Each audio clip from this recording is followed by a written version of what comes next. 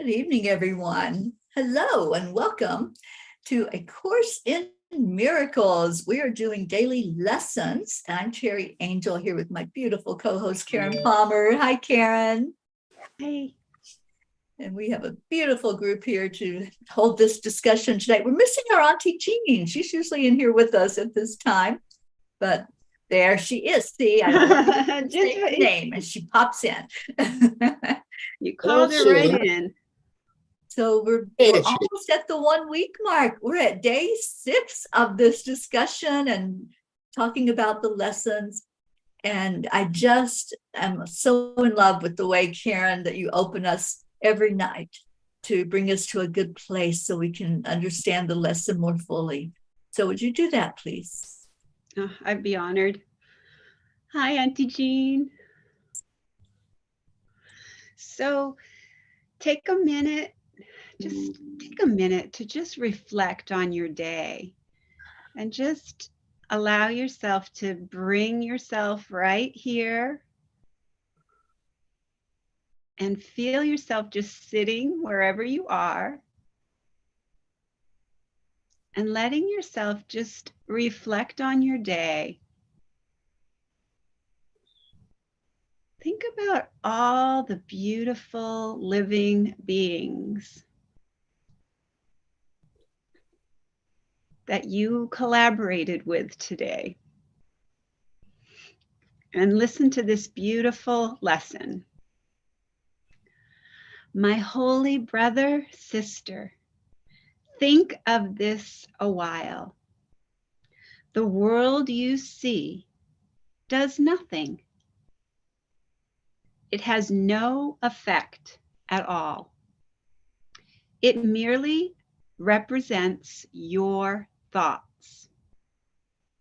And it will change entirely as you elect to change your mind and choose the joy of God as what you really want.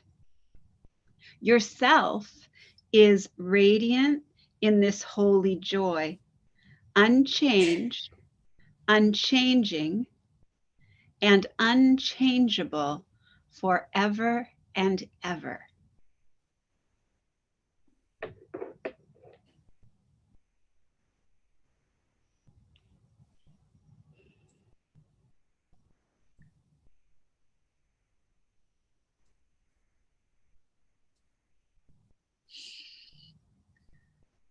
So just take a minute now, as you did reflect on your day, and just think about, there are so many things that change in our world, in this world that we're in.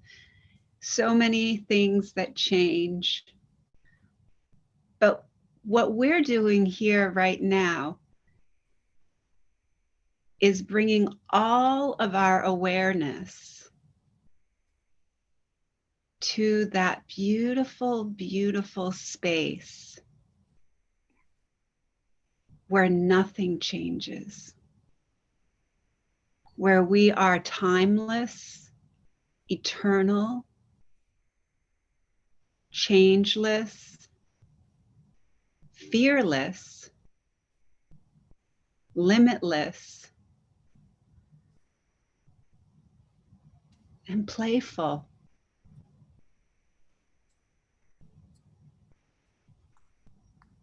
Just let yourself sit in that space, thinking about all the brothers and sisters that you may have encountered today.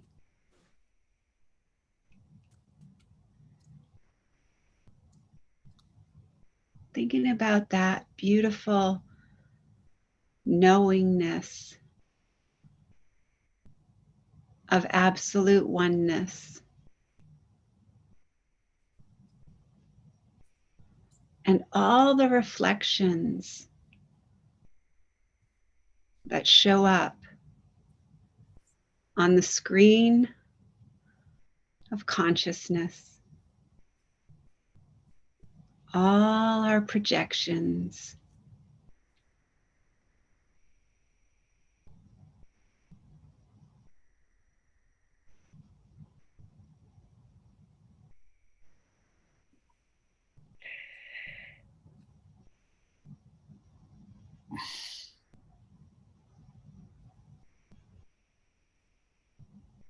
And as you start to come back into this moment right here, think about all the things that you may have experienced with the lesson that we had. Did you have any upsets?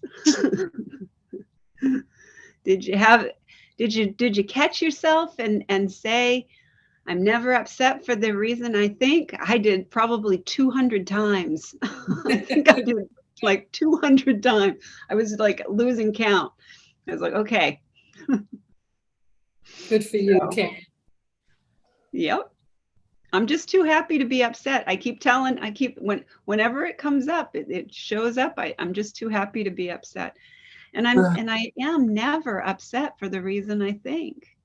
Never.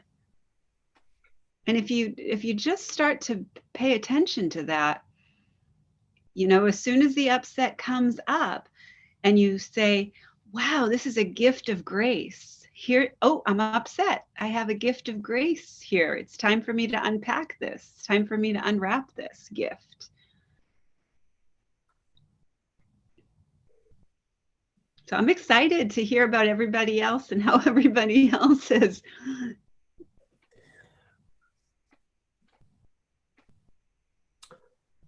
Well, I started out the morning with, when I was all, into it and everything. And then I guess I lost focus and then, I got into the ego and not into the, it's a work in progress for me. For everyone. Yeah. So it's, I caught myself a couple of times, after I, and then, but other times it was too late. So I'm working on it. Gentleness. Yeah, it started out real good, and then. Remember, no judgment, just love to you. Yeah, I told him right to a night, Calvin, I want to go away to Michael's, and he would tell me, answer it tomorrow.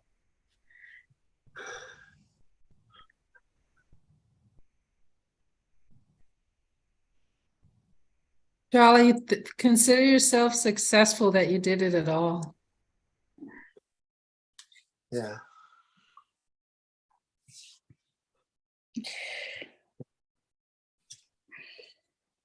Teri knows this. Ron uses his computer on the kitchen counter. And it's always aggravating me. I get upset, because it's in the way and everything. But I stopped yesterday and asked myself, what am I really upset about? And I thought, well, it's because all the cords and everything are all across the counter, and so when I cook, there's no room, or when you do my kitchen's very, very small.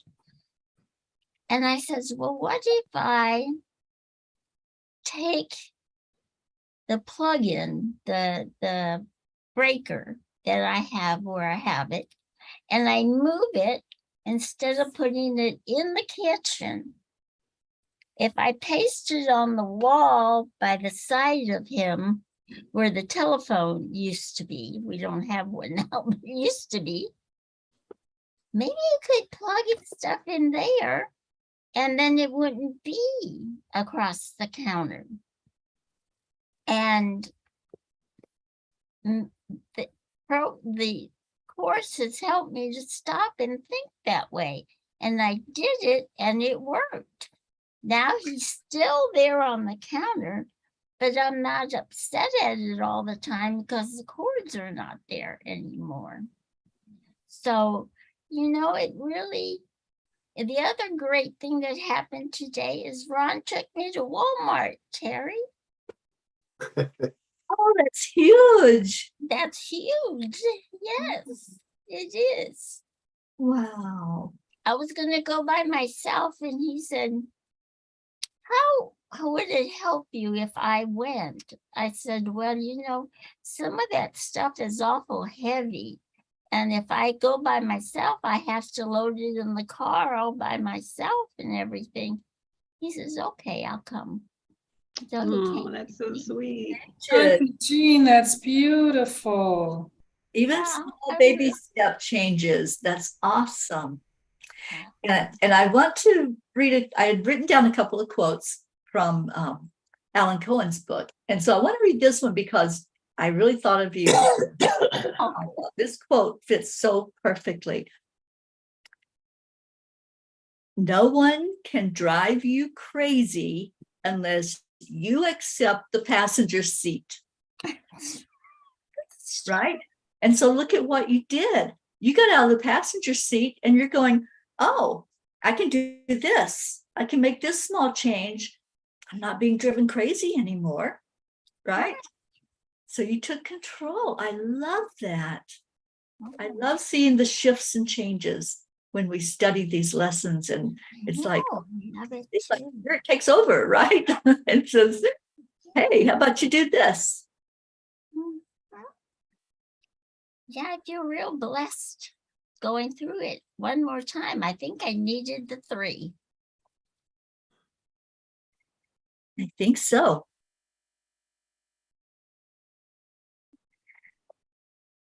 Okay. Anybody else want to share?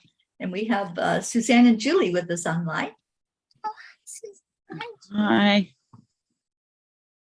I'll share. This is Sharon. I'll come off just for a minute. I got referred to an eye doctor from one eye doctor, and I have to close my eyes because I had my eyes dilated, so I'm not looking at everybody so much. Just a little segue. Yesterday, I found a meditative video that put me in the energy for about 10 minutes of these 4 angels: Ariel, Gabriel, Uriel, and Michael. So I did that in the evening last night, and Uriel and Michael brought tears to my eyes when I was in their energy. So I've known about this appointment for about a month, and I've had no concern. I wasn't thinking about it at all. And right before I left, I started getting scared. And that's when I was using, I know I'm not, I'm upset, not for the reason I think.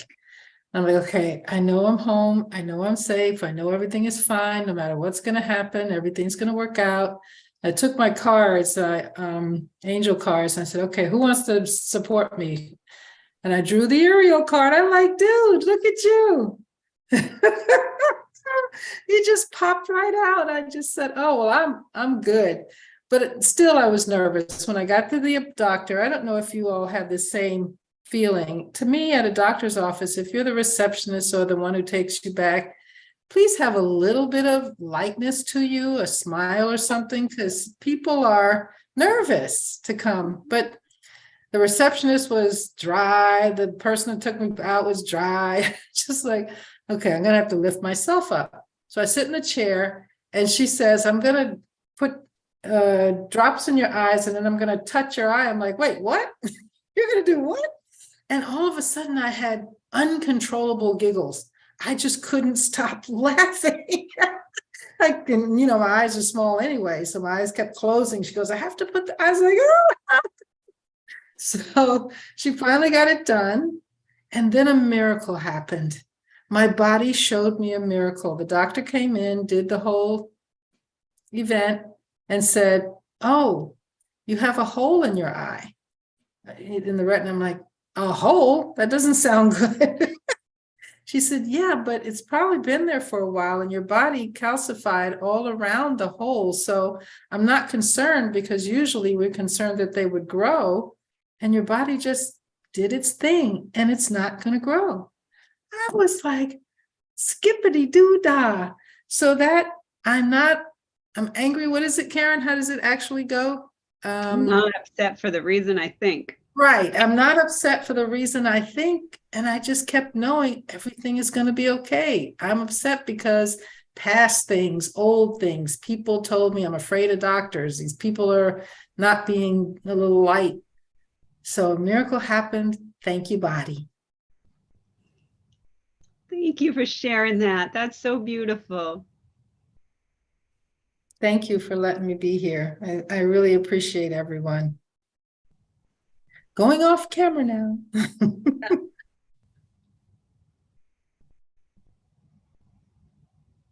Anybody else want to share? I can. When I saw a keto where for your infinite fasting, and I lost like 40 pounds on it. And then I went to the glaucoma doctor in September. Then my eyelid pressure went down. Major, but I'm 15. Both my eyes, and my doctor is so proud of me. Yay. Good for you, That's Christine. my miracle. Oh, And that's I lost great. like 40 pounds on my keto. Awesome.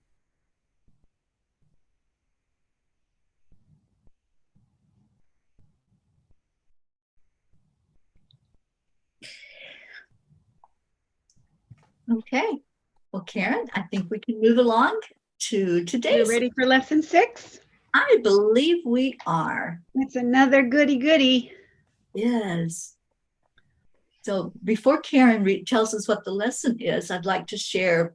I wrote down a couple of quotes from Alan Cohen, who wrote the Course in Miracles Made Easy. And I love this one. He says, A Course in Miracles tells us that every act is either an expression of love or a call for love. Take that in for a moment. Every act, everything we do, we're either expressing love or we're calling out for love. And I think it helps me to really, if I remember that, then the people that I might start getting upset about, I'm like, are they showing the call for love? And I know yesterday I responded to everything that came my way with, I love you. I just love you. And so I'm really going to take this one and write that out for me to always be aware of, so that when I know I'm not upset for the reason I think I am, I can say, okay, was that a call for love from that person that I might have been getting a little upset about? I just wanted to share that quote before we get into the actual lesson.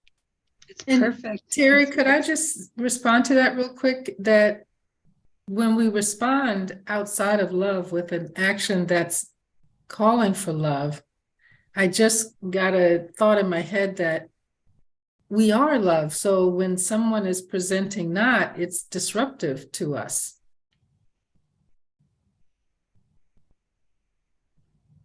Absolutely.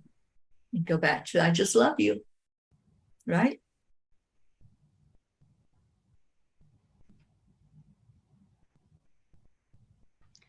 Okay. All right, so let's take a minute to take a breath and move to our lesson number 6. I am upset because I see something that is not there. The exercises with this idea are very similar to the preceding ones. Again, it is necessary to name both the form of upset, anger, fear, worry, depression, and so on, and a perceived source very specifically for any application of the idea. For example, I am angry at blank because I see something that is not there. I am worried about blank because I see something that is not there. Today's idea is useful for application to anything that seems to upset you and can be profitably used throughout the day for that purpose.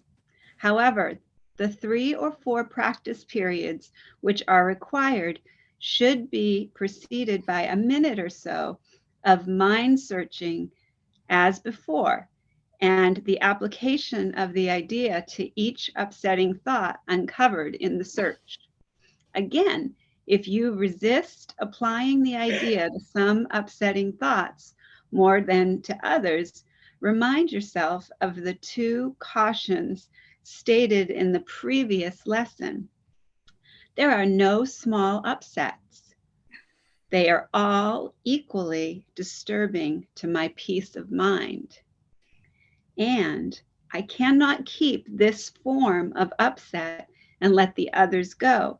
For the purposes of these exercises, I will regard them all the same.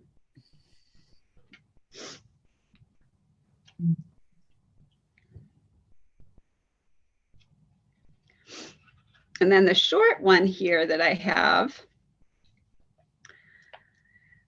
I love this one. It's just my little short little 50 short little lessons. It's quick little lessons. I am upset because I see what is not there. Really take this in for a minute. Reality is never frightening. Reality is never frightening. It is impossible that it could upset you.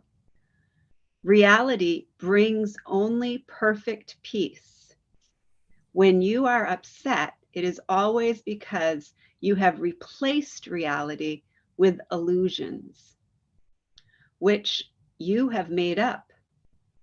The illusions are upsetting because you have given them reality.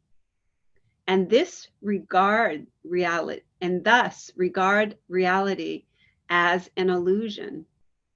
Nothing in God's creation is affected in any way by this confusion. You are always upset by nothing.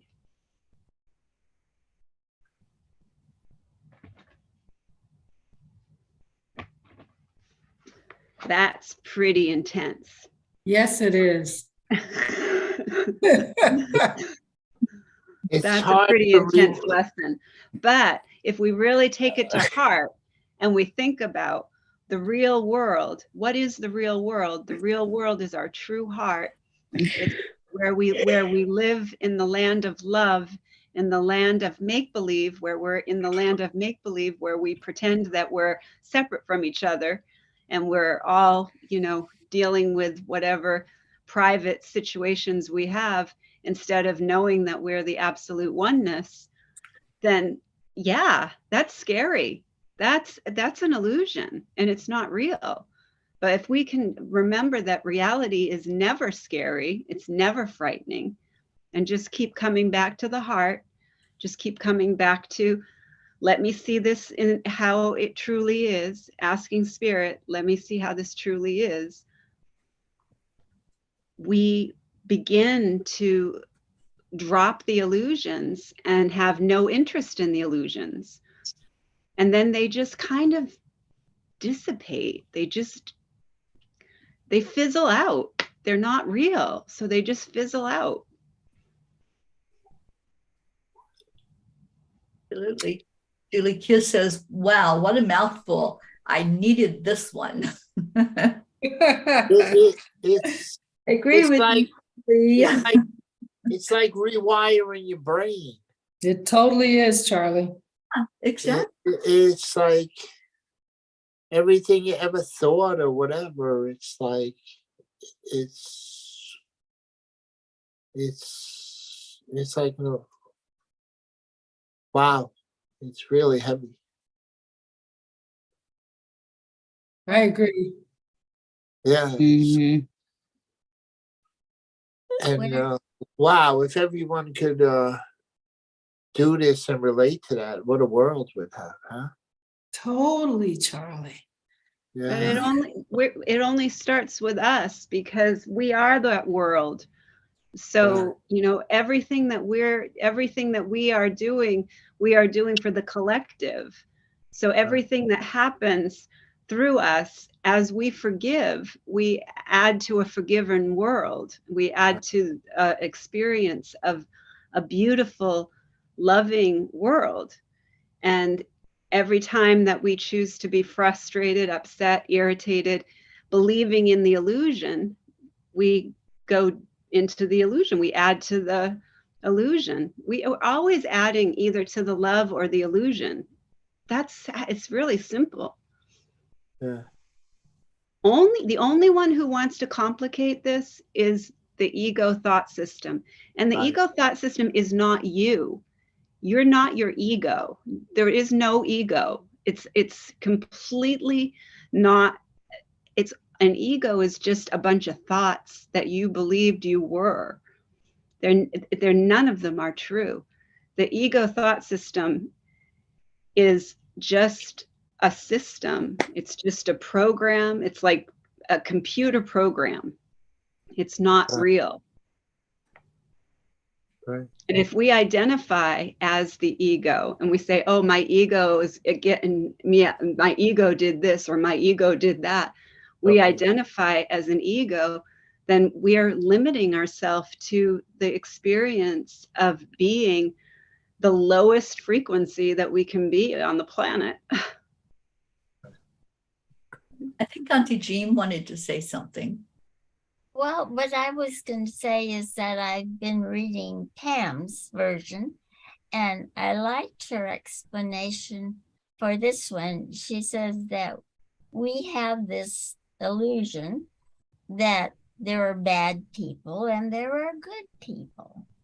And she says what we have to realize is we're all the same.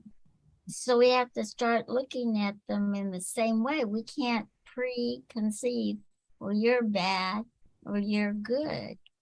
And that really made sense to me, because we've always, I want to say the world, we've always said there's white hats and black hats. Well, there's no hats. We're all one. We're all the same.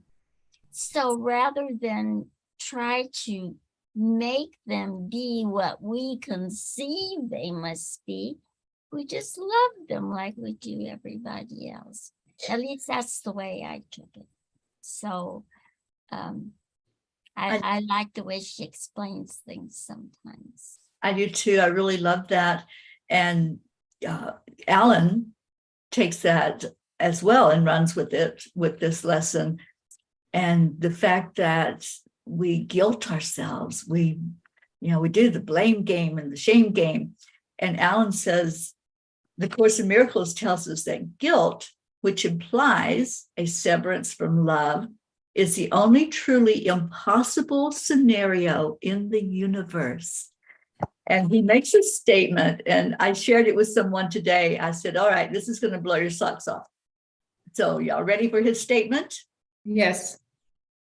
Guilt is punishing yourself before God doesn't.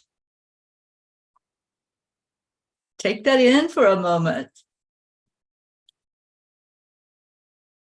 We don't have a punishing God. No. But we punish ourselves because we think we're going to be punished, right?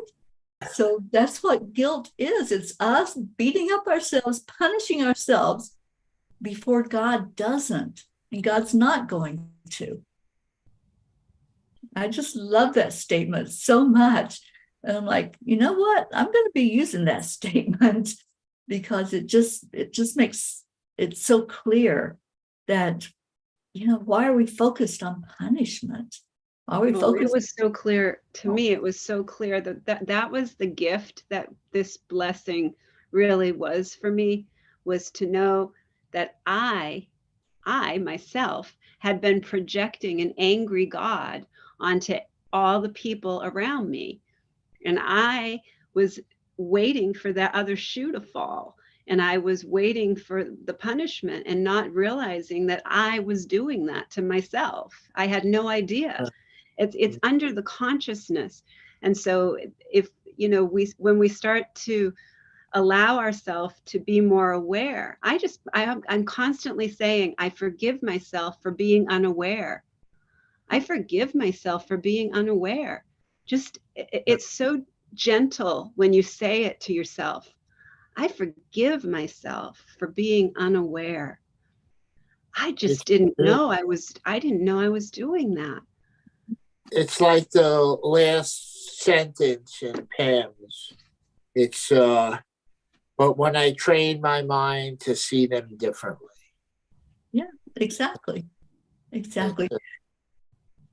Go ahead, Kelly. I just want to share, we have royalty in the house. Our little prince is here. Oh, Prince, bless you, honey. And he says, I work hard at not doing that. I feel like I never do enough. It's an ongoing work in progress with me. It is with all of us. Oh, yeah. It was such a freedom when I realized I had done it. And I could just say to myself, I've been doing that my whole life. I've been doing that. I didn't know I was doing it, but I was doing it. And it was like total freedom when I realized, oh, there is no angry God. There is no angry. All these people aren't angry at me either. And there is no guilt. There is no shame. There is no blame. It's all in my head. And I can easily give this over to spirit. That's part of the illusion. Mm-hmm. Yeah. I love this. I love this lesson. I can't wait till we hear what you all found out as you do the lesson. And Charlie, I encourage you to do this one, to really put an effort into saying this at least 3 times during the day tomorrow. Yes. He's gonna play freedom. over with Saint. You And too. high with Everybody. playing over food. Yeah, Yeah. there's real freedom in noticing and becoming aware of where you are projecting. And also there's real freedom in accepting that I did it to myself. I did it to myself, and I can stop anytime. That's right. Clean slate. Nobody's doing this. There's nobody doing this to me. I am completely free to change my mind at any moment. And that is complete freedom to me. I mean, that's my opinion, but that's been the greatest gift that I have found in this experience for me, in one of the most challenging experiences I've ever been through. I realized that I've been doing that my whole life. And when I stopped, everything changed. I mean, as soon as I stopped, everything changed. That's wonderful, Karen. Yeah. The only person we can change is ourselves. You know, look at Jean with her example earlier. The only person she could change was her. You know, we can't expect somebody else to change because we are upset about something. Yes. Yeah. Well, All right. Sorry, did I was somebody? going to say, looking deeper into that about the computer and the wires, I think that the anger, I should say the irritation, but in actuality, there was some anger because I thought he was disrespecting me. Mhm. And I realized that's not true. Ron would never disrespect me. So that anger was just totally wrong. And with one little solution, I solved the problem. So. You took that holy moment and you said, I've got a clean slate and here's what I'm going to do with it. That's the lesson. If we all could just stop, just pause, hit that pause button, and what am I thinking? You know, and then, hey, there might be a solution outside of him changing. I'm going to change. Exactly. Yeah. We are out of time. I want to thank everyone for being here. Prince sends love to everyone. And Julie Kiss, thank you for being here. She says, I learned so very much. Suzanne, thank you for being here. Everyone that was listening or will listen on the replay, we love you. Come back tomorrow. We're going to do it again. And we're going to go right into our chanting. So those of you who are signing off, thank you for being with us. We love you so much. Thank you for sharing your miracle. Thank you for listening. I love you, ladies. Love you.